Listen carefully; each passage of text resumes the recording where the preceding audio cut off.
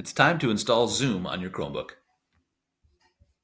You can install Zoom from the link here on the PC Student Resource site, or you can look for Zoom in the Chrome Web Store. This is a little different than other extensions because it's underneath the Apps heading. If you Google something and find extensions and then Zoom, it's probably not the correct one. Make sure you find Zoom Chrome Web Store and that it looks like this. Simply add to Chrome, add app,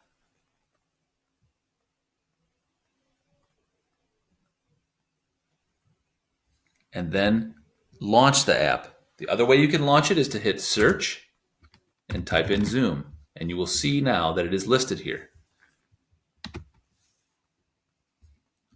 Make sure you sign in with your Google account, your pellchristian.net or PC Eagles address.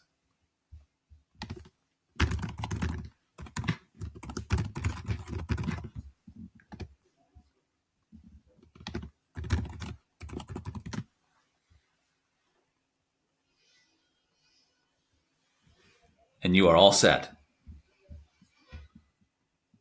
Before you close it, I would recommend right-clicking on the app and pinning it to your toolbar so you always know where it is.